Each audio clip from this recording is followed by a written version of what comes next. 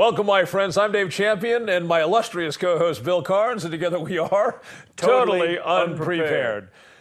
Illustrious co-host. I like that. You got a promotion. I'm going to have to look up the definition of illustrious to see if it fits the actual dictionary definition. 51 shows, you got a promotion. 51 shows. I say that because I was listening to the State of the Union address, and I'm so sorry. I was listening to it on the radio because I was driving to a Republican Party meeting. In fact, it was funny. But I turned it off after 15 minutes because the redefinition of so many words like success and success when all of these different things were massive failures. So it was a clinical definition of insanity. So I had to turn it off. But by the way, I put on Facebook, I put a picture of these really high like fishing waders. I said appropriate attire for listening to the State of the Union. there you go. Speaking of politicians. Yes, politicians. Bernie Sanders. Yes. Who you have not traditionally been totally against. Correct. And I think that would shock a lot of people who've known my politics over the years that I would not immediately trounce Bernie. Cast but he had a couple of positions that I favored quite a bit. Ending the war on drugs. Okay? Ending endless wars overseas. Okay?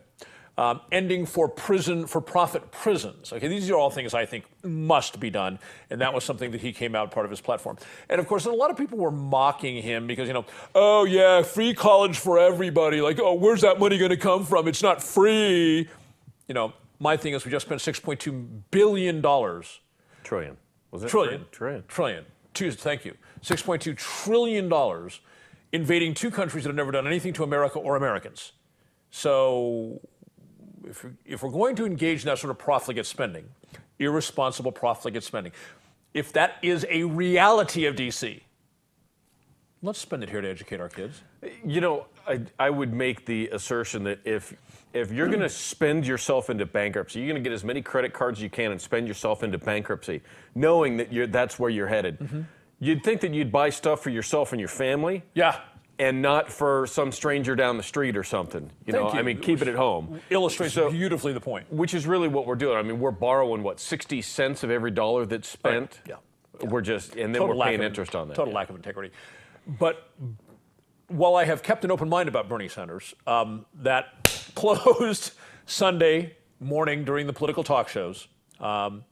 I didn't watch them. I never watched them. They're boring and dry and stale. But I read his remarks. I watched the video of this portion of his appearance, where he said that he believes that unless a weapon is for hunting purposes, it should be illegal in this country. In other words, sporting purposes, he thinks that's a fine application of the Second Amendment. But if it's not sporting, the guns have to be illegal. We will revisit this exact topic in my rant. Okay, because my thing is, everybody knows, every swinging dick knows, what's rule number one of the universe? What about every swinging Jane? Yeah, lips. What is the number one rule of the universe? Survival, right? So when a candidate loses sight of that fact and says, the tools that you use to ensure your survival should you be violently attacked, or, politically speaking, the tools you would use to fight a revolution in the streets to preserve your liberty, I want to make those illegal. I don't care what he says from that moment on. I don't care if he had the best platform ever known to politics. The minute you say those two things, you're done. It's interesting because these are politicians that would otherwise start to outlaw the black rifles, the AR-15s, AK-40s, things like that. And I've actually hunted with an AR-15. Of course, but they would say you could have hunted just as well with an old 30-06 bolt action. So, I could have. Yeah, right. I wouldn't have gotten I wouldn't have. It would have been a heavier rifle and much more cumbersome and quite honestly overpowered the wild goats I was hunting. It's not your choice what to shoot. Evidently not. It's the politician's choice what you will shoot. Which is not in the 17 enumerated authorities. Correct. Not even close. Last week, you and I talked about the case where those two police officers had approached the man that was in the area you could only be in if you had a child. We went through that whole thing. In the park, yeah. Reasonable suspicion. They arrested him because he simply wouldn't talk with them. Eating a snack pack. But they had no reasonable suspicion to force him to talk. And you and I know that if you don't have reasonable suspicion, then the contact is consensual. And if the contact is consensual, the guy can do anything from ignore you to stand up and walk away, to flip you the bird, to anything he wants, and you can't do anything. Okay? I took that segment, that clip, and I put it up on the Dave Champion's Liberty page on Facebook. And I've got to tell you, I was appalled, Bill, that on the Dave Champion's Liberty page, a page that exists for liberty, quite a number of people said, well, if he wasn't willing to show ID or talk to them, he should have been arrested. And here's my question. Under what crime? Right. You are not commanded to have to show ID. The Supreme Court has actually ruled if you get stopped by police, all you have to give to them, if they have reasonable suspicion, all you have to give to them is your full legal name, and that's it. Right. You don't have to give your date of birth, where you live, where you are, where you're going, social security number, none of that. Full legal name, that's it. Right. And the part that got me about this, when people were saying, well, if they're not going to give their name and explain what they're doing there, they should be arrested. The part that I don't think, people have become so programmed in this statist world that they were, honestly, they were raised in a statist world, right? I think guys like you and I, we have recognized that, and we've said, whoa, hang on, let me back out of that paradigm. Right. Okay? But most Americans are raised, their parents are statists, and they are raised as statists. And I think people who say, I love liberty, in many cases, they're really statists, or they can't get that out of their system. It's still in there somewhere, because that's how they were raised. And I don't think they realize when they say, well, then if he didn't answer questions, you should have been arrested. What they're saying is, you're not obeying, you're not legal. You're not following the law. You're not innocent. Unless or until a police officer pronounces you legal, pronounces you innocent. Yeah. You have to conduct yourself. Anti-liberty perspective. Yeah, as though you need to conduct yourself as someone who can prove to the police that you're okay. That is not the case. When I was in training, one of our TAC officers used to give the mantra regularly that everybody is suspect until they prove you different. And I thought, what an incredibly poor training standard. That should be illegal as a training mantra. Yeah, but that's the way a lot of cops are. You know, you and I were sharing some stories about some police during lunch, and it's just one of those things where we're very critical of police because we've been in those shoes. Mm-hmm. We can legitimately be critical having worked in that environment. And for others to say, oh, 90%, 99% of cops are good, that is such horse hockey. It's total manure. I used to reinforce to my officers that everyone is armed until you know otherwise. But that doesn't mean they're a criminal. Okay? True. That's an officer safety issue. That's not you're a bad guy. When you approach somebody, even if you have a smile on your face, good to see you today, how are you? Everybody's armed until you know otherwise. Good to meet you. Oh, I'm sorry. That is a good mantra for cops to adhere to. Sure. It doesn't. And that's a philosophical thing, like yes. The 4 C drills, treat all guns as if they are loaded. Mm-hmm. Are all guns loaded? No, but if you treat them with that respect until you know the condition of that gun, correct. Treat it with that respect. So you would operate on the streets as though everyone were armed for your own safety. I've got to tell you, Bill, it's appalling generally, but to find it on the Dave Champion's Liberty page was just super appalling. Stolen Valor Act. Number 1 or number 2?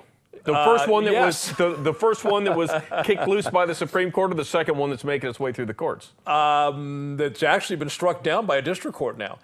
For the audience who doesn't know, the original Stolen Valor Act was passed in 2007 and signed by George Bush, and then a few years later struck down by the United States Supreme Court as being unconstitutional. You can't criminalize lying, except to government employees.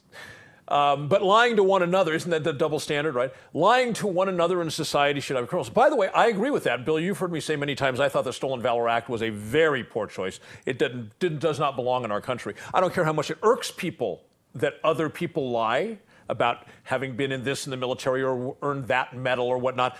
I understand that it's irksome, but there's things you don't want the government to be a part of.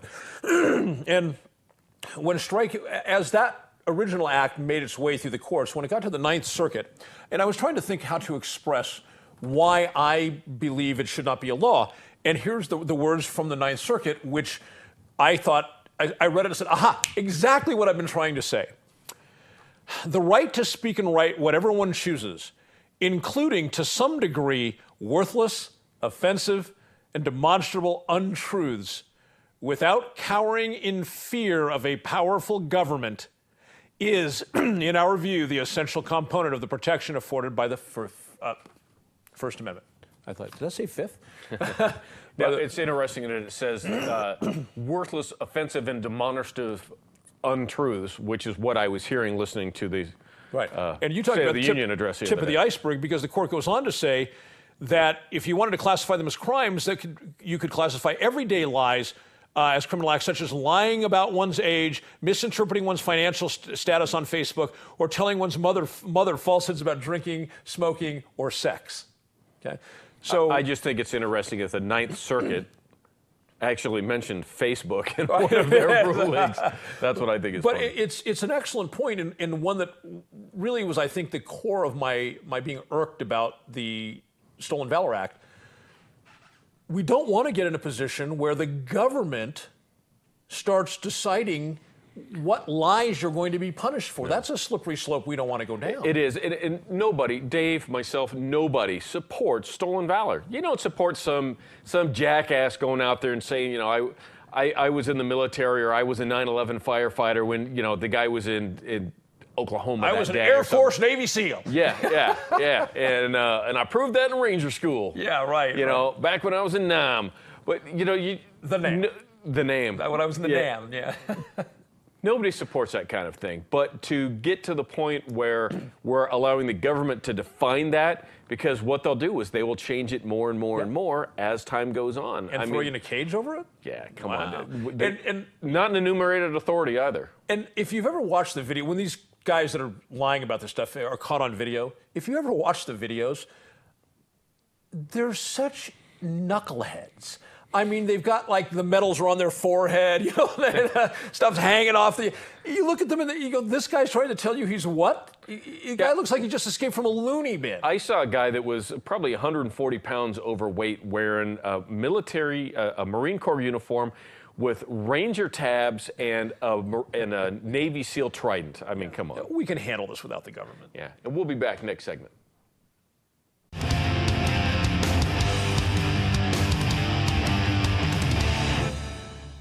We're back, and now it's time for...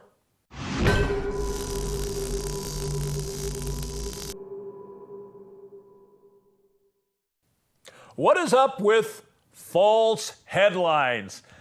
Let me explain to you a phenomenon I've been seeing lately, and this is a result of the internet becoming much more powerful as far as providing information to people, and social media, and companies trying to generate revenue for themselves in that media because the old traditional ways of generating media are falling apart for them.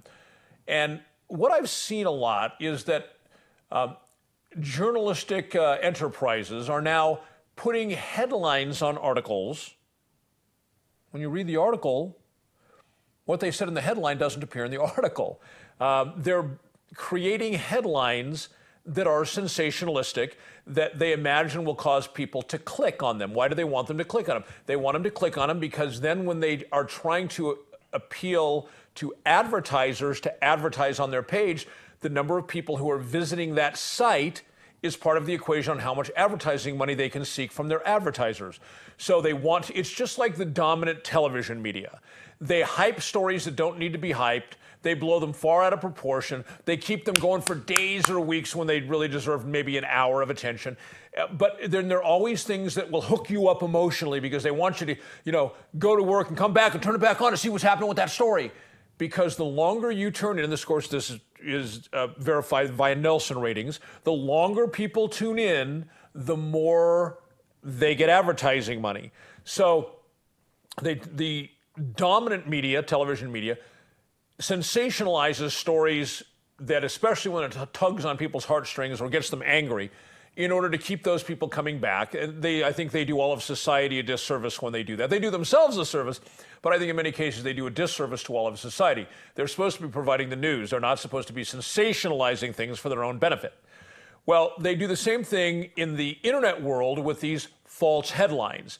Now, I'm not saying every sensationalized headline that you see on the internet is false. But when you click on the story and you read the content of the story, and what is said in the headline appears nowhere in the story, that's when they've sensationalized it. Now, it's bad enough when news agencies do this, and I've got to admit, it's not the big ones. You're not going to see this done by ABC, CBS, MSNBC, CNN. They're not putting up these extravagant headlines that are basically, they're so exaggerated, they're lies. It's the third-tier news agencies that are doing that. But then you get people doing things on social media where they take a video and they give a false title to it. There was one just this morning, as a matter of fact.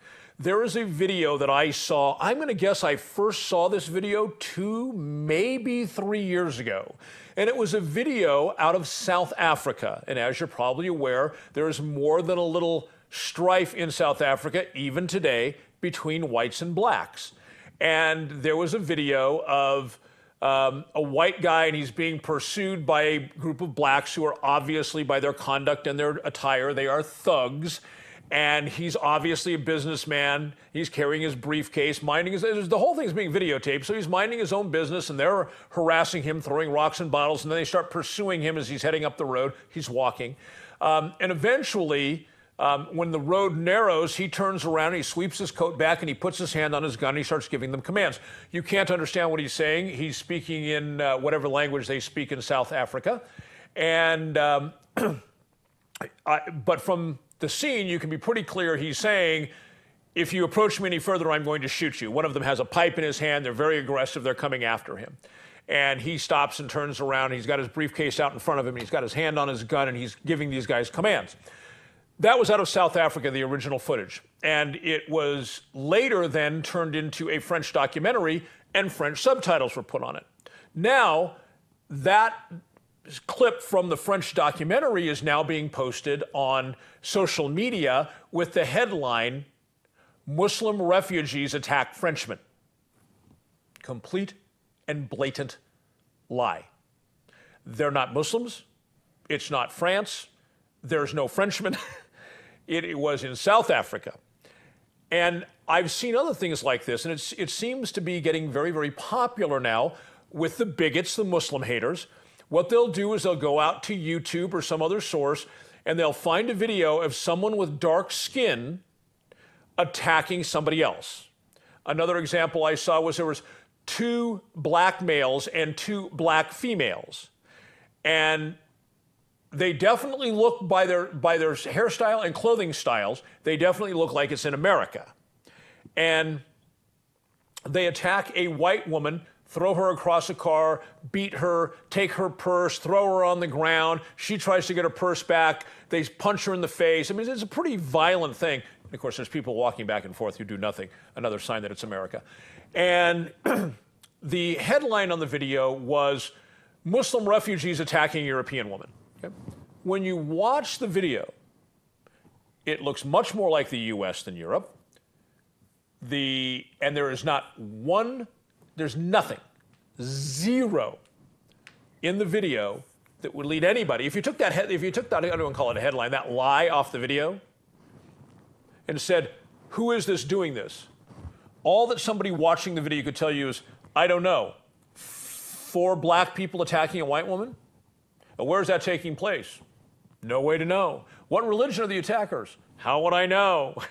But I notice time and again, these are just some examples that come to mind, but I'm seeing it more and more often that the bigots, the Muslim haters, are taking footage that has nothing to do with, here's another one. When the whole refugee from Syria thing came up, there was a picture.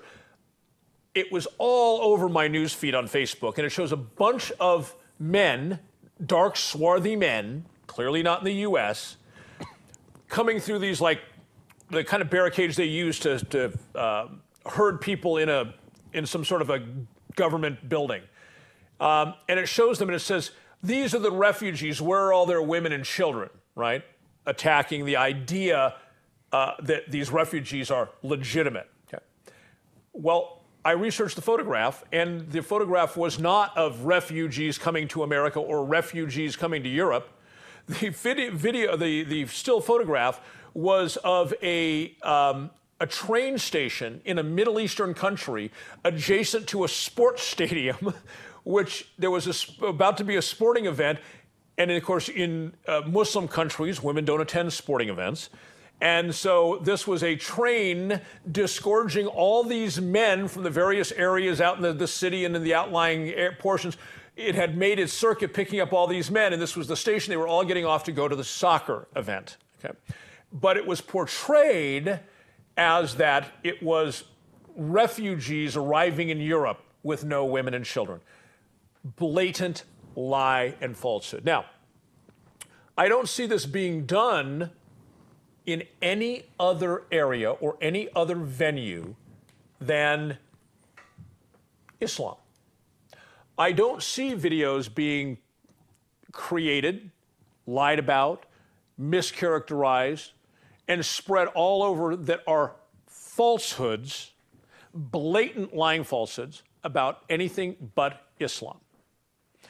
And I'm not defending Islam. I'm a non-religious person. I mean, one of the things I find amazing about this condemnation of Islam, I love the statements like, for 1,400 years, they've proved how violent they were. And I laugh. The entire history of the European continent is Europeans at war with one another, killing themselves by the millions for hundreds and hundreds of years.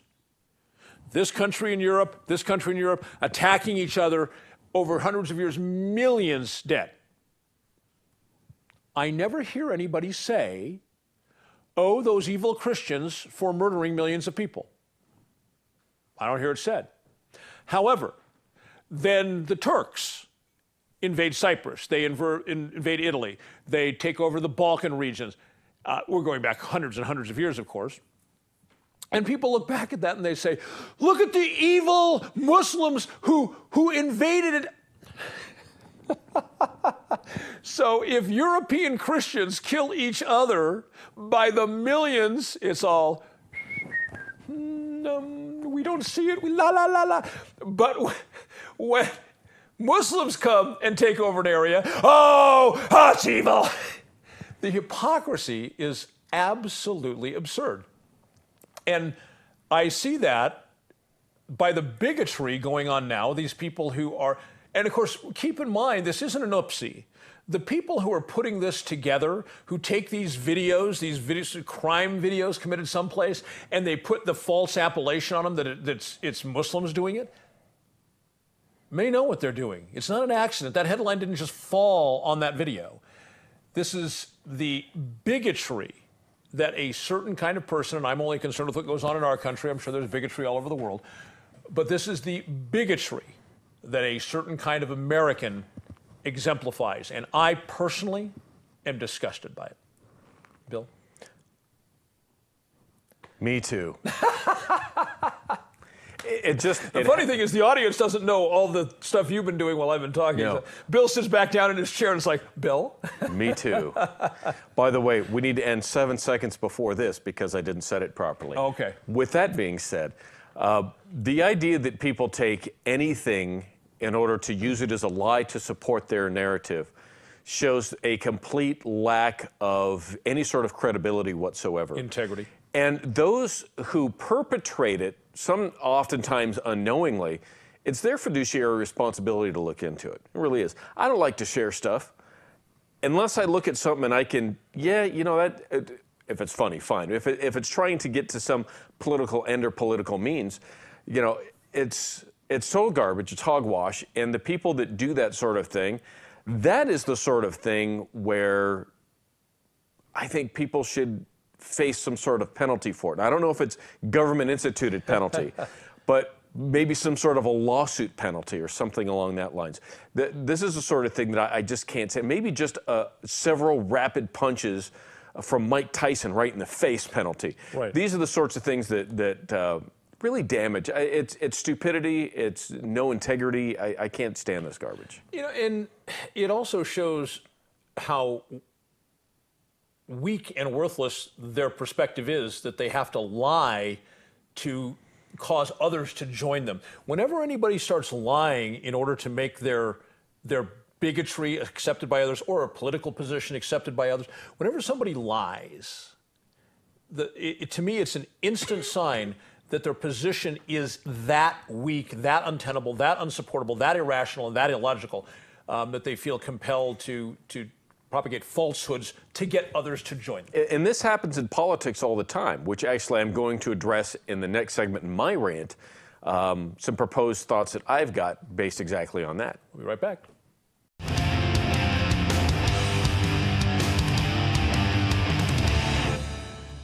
Buckle up, it is time for my rant.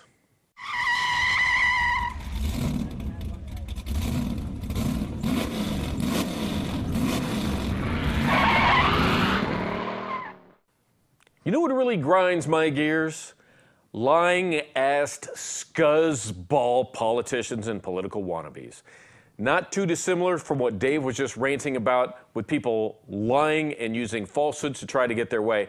But when you get somebody who's a politician or a wannabe politician who lies about their own platform, something that they intend to do, want to get done, or even worse, their completely irrational version of a law or the Constitution. We're going to talk right now about Joe Biden. Joe Biden recently said on CNN, he said, what Bernie Sanders has to do is say that the Second Amendment says, which he has of late, the Second Amendment says you can limit who can own a gun, that people who are criminals shouldn't have guns. People who are schizophrenic and have mental illness shouldn't own guns. And he has said that. This is a quote from crazy Joe Biden. Now, just to let you know, that's total hogwash. For a lot of people, they don't know much about American history. They don't know much about the Constitution. The Constitution is 4 pages. You get the Bill of Rights, which is about another page, page and a half. And then there's 15 active amendments after that, which are another couple, 2 or 3 pages. You got 7 or 8 pages total of the entire U.S. Constitution, and nobody seems to read them. So I'm going to read for you. A lot of people don't know that there are 2 preambles in the federal Constitution. One is before the actual Constitution. The other preamble is right before the Bill of Rights. And I'm going to read to you just the first paragraph. The convention of a number of the states having at the time of their adopting the Constitution expressed a desire in order to prevent misconduct or abuse of its power, being the federal government, that further declaratory and restrictive clauses should be added, and as extending the ground of public confidence in the government will best ensure the benefits of the beneficence ends with its institution. Meaning that we are going to add the Bill of Rights as an area that the government absolutely cannot touch. And the Second Amendment is the only one. If you read the Bill of Rights, 10 amendments, there's roughly 24 rights spelled out in there. There's only one that has a hands-off completely approach to it. And that's the Second Amendment, where it ends with, shall not be infringed. Those 4 words, shall not be infringed. It doesn't say anything at all about being schizophrenic or having mental issues or anything such as that. You want to talk about schizophrenia and mental people who should not own guns? Well, let's start with Joe Biden. Let's then go up to the office just above his with Barack Obama, who lies about everything. I watched this ridiculous speech that he had about 10 days ago on his executive actions he wanted to carry out on guns, and saying 90% of the American population wants to have total and utter background checks on every gun sale. That's not the case. That's not even close to the case. I don't even know where that lie is perpetrated from, but I know it's total BS. When we have politicians that do this sort of garbage, that's really where I have actually conceived a new amendment to the Constitution that would work in glittering generalities, something along the lines of this. If you are an elected official, if you are an employee of a government institution, if you are a volunteer representative of that institution, department head, whatever, if you are somehow involved in the government and you provide information to any individual member of the general public or the general public at large that is wholly untrue, factually untrue, or only a partial truth meant to get you to believe something in a certain way. And all of this is one form or another of lying. That there should be a very smooth, simple, and easy streamline to convicting you of a crime.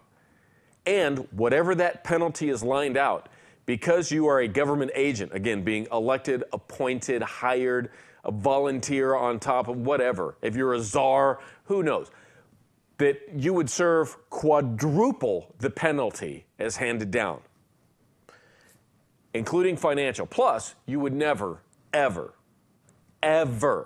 be allowed to have anything to do with any sort of employment, volunteer, appointment, election whatsoever into any sort of public office, from your local dog catcher on up to POTUS, Supreme Court, nothing. You would have nothing. And if you were in a position where you were deriving any sort of retirement benefits or health benefits or anything such as that, completely voided and vacated. I don't care if it's a job where you could retire after 20 years and at 19 and a half years, you got the conviction. All of that is vacated, gone.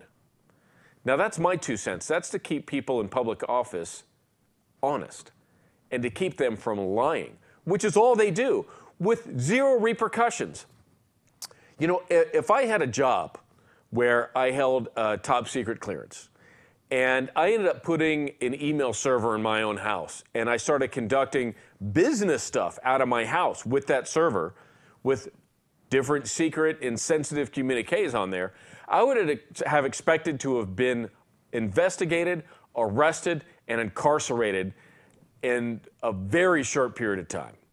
But we have that exact scenario with Hillary Clinton. We have her ultimately lying about things that she did and did not do on that server.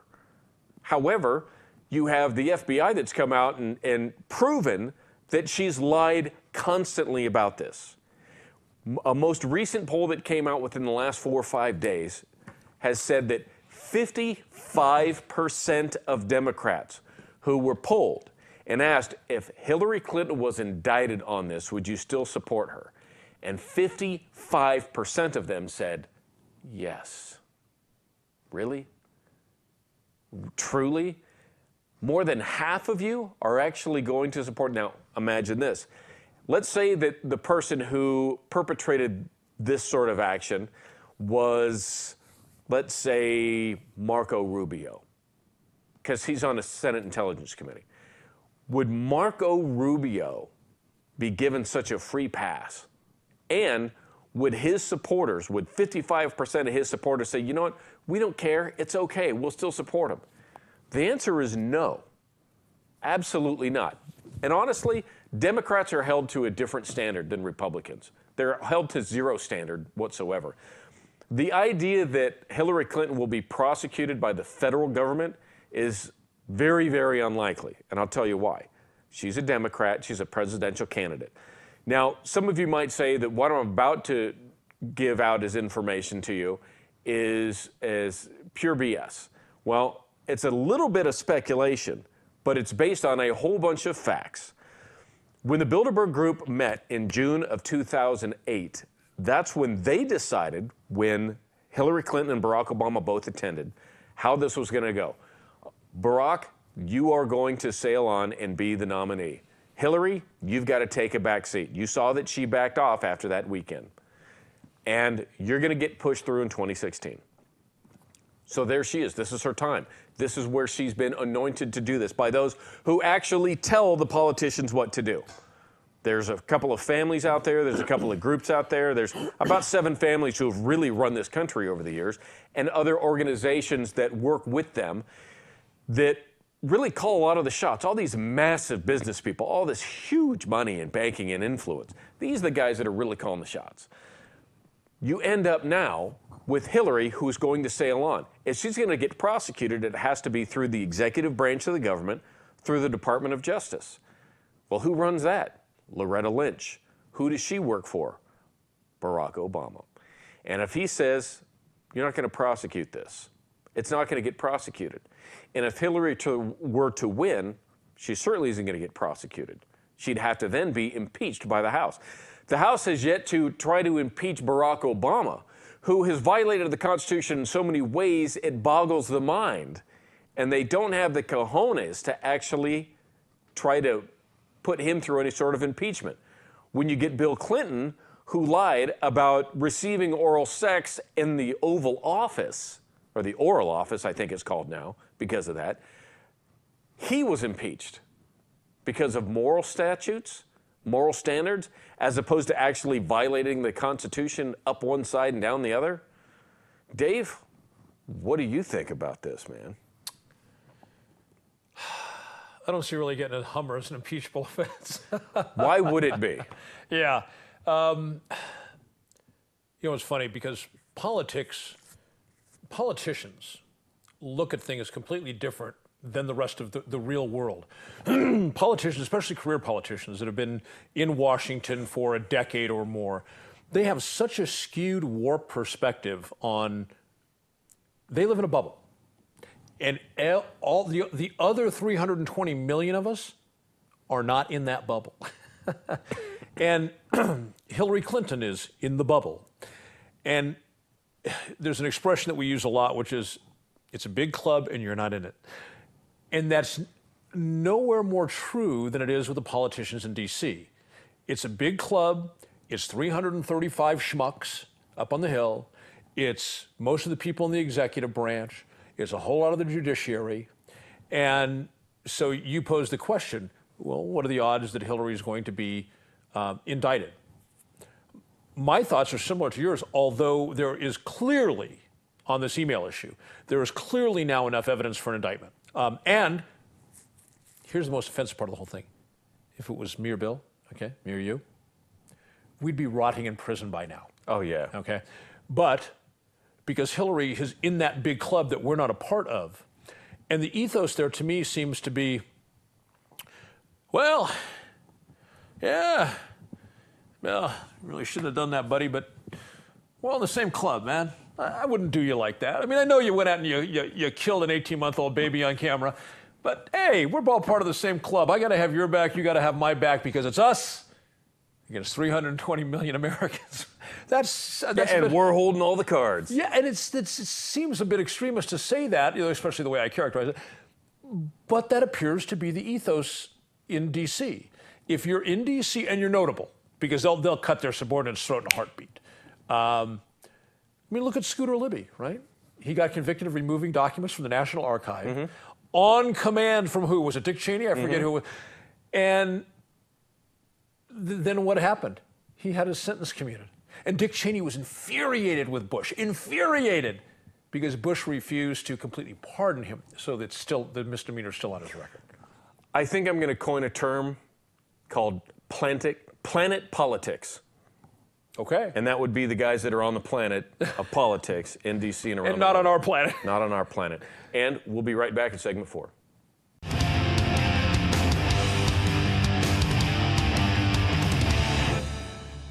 Welcome back, segment 4, where we go through your viewer emails, which you can send to us right here at daveandbillshow@gmail.com. Send us your thoughts, your insights, how great you think we are. That's always nice to hear. We get at least 3 or 4 of those. Handsome, intelligent, debonair, suave, yes. 3 or 4 of those a year at least. Some of them I read twice. So sent by our family members. Yes. And then also you can go online and see all of our shows at totallyunprepared.info. That's where we have all of the archives and links to all the shows, audio, videos, all that good stuff. So last week we had promised to come back and talk about some of the other school waste that we're aware of happens in the state of Nevada. And this is all perpetrated by this $1.5 billion tax increase that's supposed to be for the children. And we just wanted to hit some of the examples that we actually have. Not the least of which are these resource classes, used to be called special ed classes, which are resource. You have children that are legitimately beyond the capability to learn in some of these not all of these classes, but some of them are like specialty resource classes. We have kids who can't recognize one color or another unless, they're coached through good. Then they go eat a snack and they come back and they can't do it again. So it's basically becomes daycare for the parents to have a break. but they actually try to graduate these kids through. And you oftentimes have more staff than you do these students. When I was in school, back in the days of the horse and buggy, special ed meant a couple of things. You were a troublemaker, or you were a little slow. Yep, that was it. Right. Okay. Today, and I don't want to get into the exact verbiage that the schools use because I'm not familiar with what state law mandates they use. But today in Nevada public schools, there are children in high school, who cannot tell you their names. Yeah, and that's due to total mental incapacity. It is something obviously they're born with or something that's happened. Oh, yes. They don't have the ability. Right. And there's nothing that anybody can do to fix that. They are severely mentally damaged. Okay? And my issue is this. The purpose of the public schools is, in my view, one thing. That is, some people don't even believe in public schools. Okay? And I would rather see it done differently, but it is what it is, right? The purpose of the public schools is so that we have a citizenry that has a base level of education. If not for that goal, the public schools can go away. Okay? So anything that does not comport itself with that goal should not be a part of the system. So when you have a 16-year-old human being who legitimately, because of their disability, does not know their own name, does not know where they are, they're 16 years old, they have no idea that this is the color silver. They have no idea what 2 + 2 equals. Okay? Why are they there on the taxpayer dime? And what happens is these classes tend to be small. We'll say, for the sake of argument, we'll throw out a number, say 5. They'll have a teacher, 5 of these kids, and they'll have 3 or 4 other staff members in one classroom. Statewide, this has got to cost millions and millions and millions of dollars to produce bubkiss advantage for society. Yeah, so let's say that you have those 5 staff members who otherwise, at the same rate of pay, could be 5 individual teachers teaching a class of 30, 35 students. Sure. Now, some of those are not full-fledged teachers. They're various assisting type of people. Sure. But you're still paying them, right? And again, statewide, this has got to be millions and millions of dollars to educate children who have no natural, because of their disability, no ability to be educated. I was talking to a teacher about this, and she said, yes, but the state demands that every child get an education. I said, whoa. The state law demands every child get, the very phrase, get an education, implies the ability to receive it. We wouldn't suggest that we take this mug and send it to school and educate it. Okay? Because we know the mug cannot receive any education. It's a liberal mug anyhow. It's just That's right, get rid of it. But these kids literally, their ability to, if you're 16 years old and you have not been able to receive the 2 + 2 = 4, you're done. Yeah. Why are they there? Another thing, here in Nye County, they recently changed preschool, right? Now, preschool in my day, it was like 2.5, 3 hours, right? And that's what it was here. But they've since changed preschool to make it day-long preschool. Now, you have kids. A 5 or 6 or 8 hour preschool is too long for everyone, staff and kids, right? What they've done is they've changed this preschool, which I think about 3 hours is right. But let's say somebody said 2.5 hours or stretch it to 4 hours. I think we can all work with that. But a full-day preschool is nothing but a pretext for taxpayer-supported daycare. State daycare, yeah. You know who the largest daycare provider... Let me just say one more thing. I understand that parents need daycare in cases. And I understand that perhaps it behooves the community to find a way to accomplish that. But subterfuge is not the way. I would agree. Calling it day-long daycare, which gives you the idea of preschool, no, the kids are exhausted. They don't learn anything. It's just a holding tank. Yeah, it is. Don't lie. Just say, we're going to take some money, we're going to create a preschool daycare. You know who the largest daycare provider in the entire United States is? I do not. The U.S. Army. Really? With that being said, let's talk about this politician in Texas and cop filming. This guy. He wants a state law. Yeah. It says it's illegal to film a cop. Yes. Talk about going in the exact opposite wrong direction. Yeah.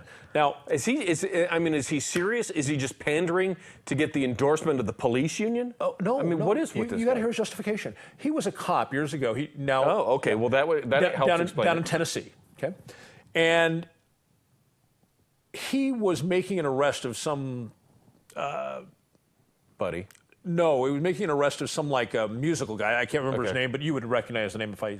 And he said some people started to approach him, and so he turned his attention from his suspect to the people to keep an eye on them. And he said somebody told him the next day that his arrestee had dumped a little packet of heroin while he was looking the other way. And he said that singular incident tells me that cops cannot be distracted when they're doing their job.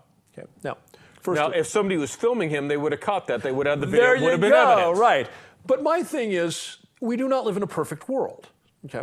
Now he says he sets some limit, 20 or 30 feet, something like that. You can't be any closer than that. Okay. And he talks about the fact that most of these phones you can zoom in. You know, I get that, and I probably don't want to be any closer than 20 feet to an officer who's conducting his business. Right. I want him to have that safety buffer. But that's not always the case. I mean, there was one I remember from Louisiana, New Orleans, where there was a group of young people out in front of a club, and the cops went thrusting themselves into this crowd of about 32 young people to get the person that they wanted to get. And they started beating the bejesus out of this guy, and he wasn't resisting. They took him to the ground, he went to the ground, and then they just start giving him a butt whooping, right? There was no place to film from. I mean, and here's the crazy thing about this guy's legislation. You're a cop, you're doing your job. I'm standing right here. Not a violation of his proposed law.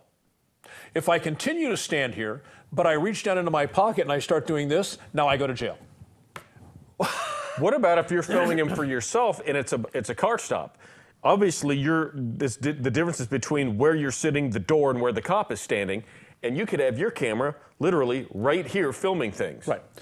And I gave the example from New Orleans because any one of those people in that crowd that pulled out their phone would have been in violation of this guy's law.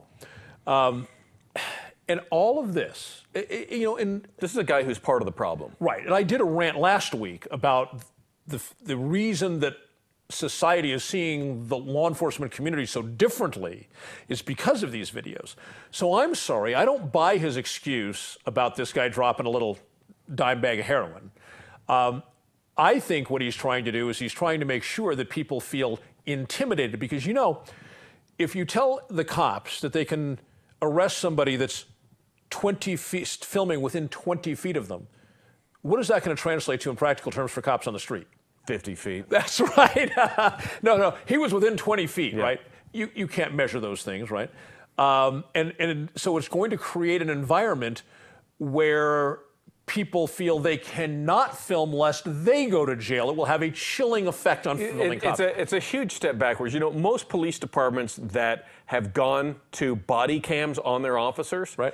have seen a dramatic reduction in expenses and problems because the cops are conducting themselves above Right. board. And anybody who would file a false report against a police officer because they hate cops, Yep. which happens. It happens legitimately. Sure. Cops are not screwing up, but somebody files a complaint against them. Happens all the time. Yeah. The body cams Vindicate the officer. absolutely vindicate that. So Yeah. the cops want to have those. The No. people Good want to have cops. it. The people want to have it to keep the cops honest, and the cops should want to have it to keep the people honest. Yes. It works all the way around. So there was one more thing. We got just a minute or so to get to it was that? came in on the email. What was that? It's on your phone. I don't know. Look it up real quick, man. You're going to make me do this. I'm going to make you do that. Look at that. Put my whatever it was, glasses it on was in pretty public, cool. You rat bastard. We're going to run out of time while I'm trying to find this. Inbox. Filming come cops, disqualify them. What a great way to end the show. The guy's, the Canadian who's in this country. And Yes. Go Yeah. ahead. He's a Canadian citizen. He moved to the U.S. several years ago. Yep. And he's interested in liberty. And he sees where everybody in America, for the most part, as long as their version of liberty is protected, they're willing to allow and even in some cases encourage their politicians to try to pass laws against other liberty that they don't agree with. Yeah, his characterization was, I've been down here for a number of years now, and it seems to me that all these people who talk about liberty, what they're really doing is they're just talking while they're ginning up 51% of support in the legislature to pass a law to stop the other guy from doing something they don't like. He says, how is that a land of liberty? I thought that was an amazing perspective from somebody and not from our country. You know, it's interesting when in Nevada, the legislature and the governor signed in this massive tax, which was in a different form, but essentially very, very similar, that was beaten on the ballot just a couple of months before that by 79-point-something% of the voters. They pass it anyhow. Now there's a petition to repeal it going around the state, and the governor's people have been trying to stop it at the courts. Oh. Amazing. And we'll be back next week. Take care. Bye-bye. Have a good week.